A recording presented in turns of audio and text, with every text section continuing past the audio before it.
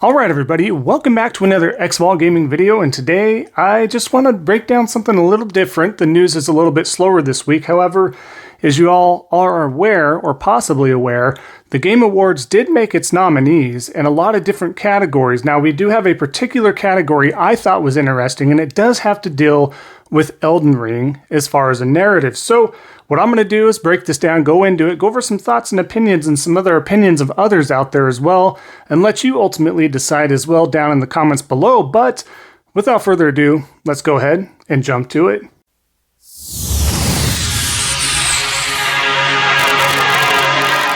All right, so like I was saying, what I want to go over is a particular category from the Game Awards, something that's caught traction on social media and a lot of debate going back and forth. There doesn't really seem to be anybody really in the middle. They either agree or disagree on this. Now, the category I'm talking about, which I alluded to, again, is narrative. Which game has the best narrative? Now, you have other games like God of War and a few others, and the other one being what we're talking about today is Elden Ring. Now, I did complete this game myself on there. My son has also completed the game and platinumed it.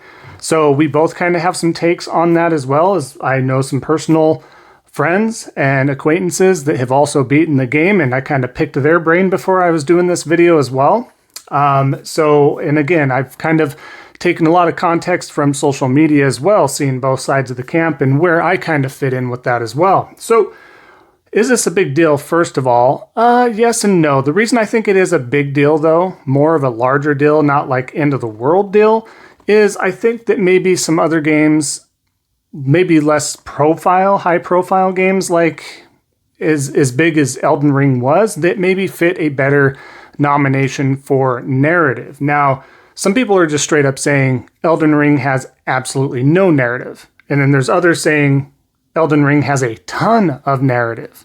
So when I started looking into this, I started looking into dictionary descriptions of not only novelization of poetry, stories, books, as well as what creates a narrative for video games in general as well, because, every term could be based upon it loosely and have your own translation of this. Now, I fall more into the camp of Elden Ring doesn't really have a traditional narrative. Does it have a narrative of sorts? Sure, every little thing, every single game out there, as simple as Mario, Super Mario 1, has somewhat of a narrative, right? It's simple. You don't have to pay much attention to it. You smash some bricks, you get some coins.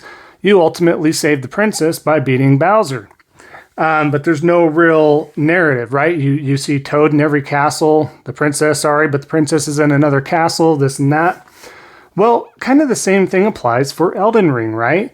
Now, a lot of you might be thinking, there's a lot of narrative there. Well, contextually speaking, possibly so. But to me, and to a lot of others, there's really not a lot of narrative there, and we're talking about story and the plethora of narrative there and tying you directly in there. I'm not saying you have to have cutscene after cutscene or something like that, but you talk to some NPCs. If you go into this game blindly without following YouTube videos, guides, hearsay, other hardcore fans of the Souls franchise or even Elden Ring franchise now, you're not going to get a lot of it. I played it to completion, and me talking and going in blindly, me talking to NPCs, trying to figure out what was going on. I have no clue. I have not a clue.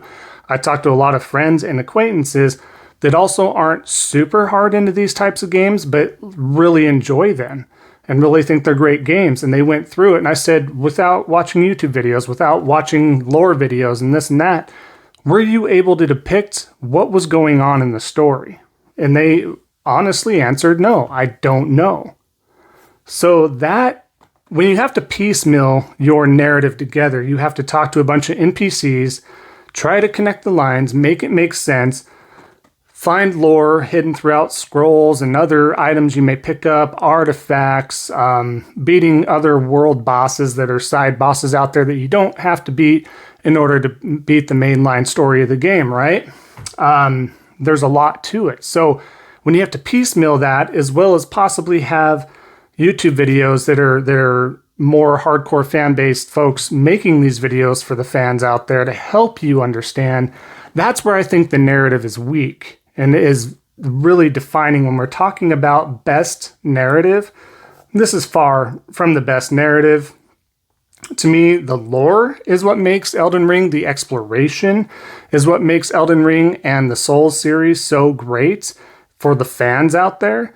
That's what they enjoy to do. They also like to, quote, get good. They like to have that challenge. They just like the mechanics, and they enjoy, looking for that lore, exploring, coming upon something they didn't find.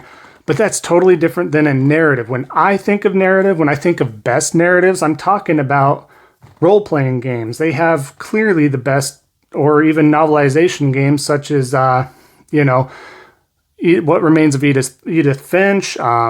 We could even look at stuff, I know they're QTE based, but still great narratives. We're looking at Heavy Rain. We're looking at Detroit Become Human. We're looking at a lot of that stuff, right?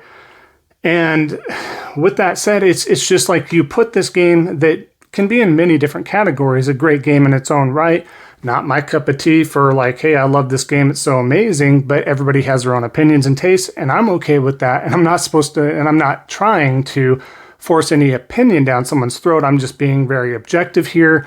When we're talking about narrative, that's what I think of RPGs and more story-based, even God of War. More linear-based games are stronger in the narrative essence when speaking to that type of a category.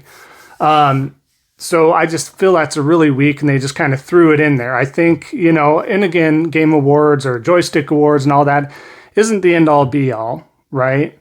But it just is a shame because there's other games out there that may not be part of the award show at all because they just fall short in certain categories or aren't quite strong enough. But maybe they are strong enough in the narrative aspect of their game, and that could have been a really cool feature for them to be nominated at least. They may not win, but at least they're going to get that nod, and that puts you in the forefront of those out there that may not even be aware of your game, right? So there is that opportunity as well. So that's why I think it's very strong, and that's why I have a strong opinion on that, and that's why I think that the narratively speaking, we're not talking about gameplay, we're not talking about lore, we're not talking about world building, we're talking about narrative here, right? And that's what I'm trying to get at as a whole. So just wanted to kind of throw that out there. There's been a lot of that. A lot of people trying to say it has plenty of narrative because, hey, I opened a chest out of nowhere, and all of a sudden I'm transported to another part of the world. The sky is red and hazy, and these enemies and that. That's a narrative. Well, not necessarily. Like, it is in its own right to a point, but not the narrative that needs to be classified in that category. That's what I'm trying to get at. So I just kind of wanted to share that thought and opinion, what's been floating around, and I just think that maybe some categories need to be looked into a little further and give other games of that caliber a shot into those categories as well. Not only just narratively speaking, but this is the one I wanted to focus on for this video. So I appreciate that. Appreciate everybody hanging around and all that, but definitely let me know your thoughts and opinions down below. Do you agree? Do you disagree? I'm open, all ears, all that stuff as well. So appreciate that. The support. We are at 333 subscribers out of 500 for our next goal. We are almost 2 years. In about a week, we are about 2 years into this channel, really starting it, making it a true gaming channel. So I really appreciate all that. I think we've made leaps and bounds, and I just appreciate you all so much. So thank you so much. If you haven't already, definitely drop a like. Of course, leave a comment, helping out all the algorithm stuff. And if you haven't already, please definitely consider subscribing, helping out a small content creator like myself. Much appreciated. So until then, we'll let you have your day back, and we'll see you next time on the next Xvault Gaming video. And until then, take care.